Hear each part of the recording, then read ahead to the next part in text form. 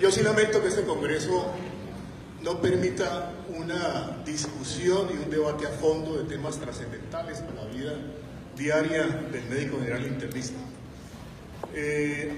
No se puede convertir esto en una clase más de clase universitario, eso que debe haber la controversia necesaria en este momento. Por ejemplo, la nueva cifra de hipertensión es 130/80 según la guía de la AJA, pero no dice cuál es la meta terapéutica, hasta dónde vamos a llevar ese paciente. El doctor presenta un ejemplo de una hipertensión resistente y dice que 134/84 es una meta aceptable para ese paciente, cuando está todavía en cifras hipertensivas. Entonces, ¿hasta dónde lo llevamos al paciente? ¿Menos de 120/80, que es la normalidad, entre comillas? ¿O 120/29, lo normal alto que se había establecido?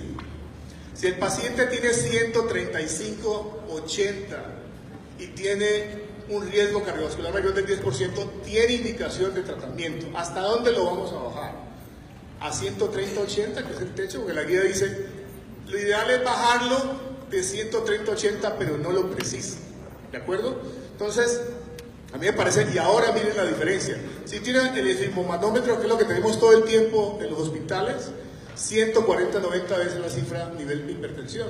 Si logramos tener un método automatizado, 130/80. Y cuando usted hace el mapa, la cifra de hipertensión, como lo vimos en la conferencia, define una cifra diferente de 125/75 en la casa. Si yo con esa cifra defino hipertensión 125/75, ¿hasta dónde lo llevo desde el punto de vista del control terapéutico?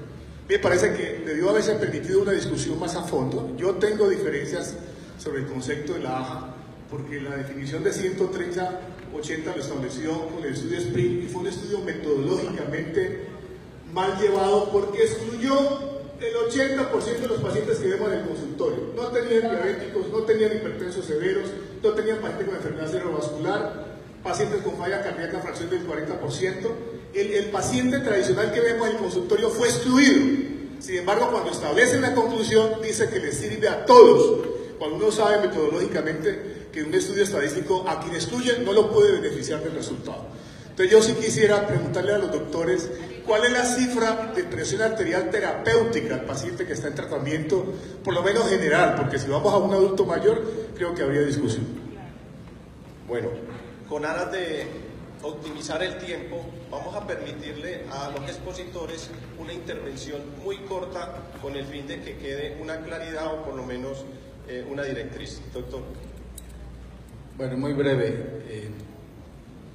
Realmente no es el plan crear una controversia. Sin embargo, desde un constructo muy clínico, me gusta el constructo de Greenland y Bono, en el cual la evidencia que hemos revisado, y no la evidencia del estudio SPRINT, es la evidencia de 30 años de investigación en hipertensión arterial, que está vertida en la revisión sistemática de la nueva guía, solamente nos da una información. La información es beneficio y daño de una estrategia, en este caso terapéutica. Sin embargo, después viene la parte más importante, un constructo más amplio que también depende del médico. Es del médico obligación conocer la evidencia y las guías. Es del médico obligación individualizar y en el contexto clínico de cada paciente adoptar la cifra, en este caso la meta más apropiada.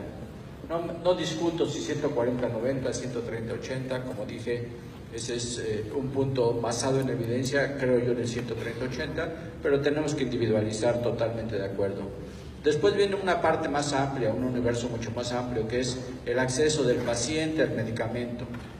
Y finalmente, la autodeterminación informada del paciente o el empoderamiento, que al final del día es lo que define el éxito terapéutico. Entonces, no es cuestión de desgarrarnos las vestiduras si es 130/80 o 140/90.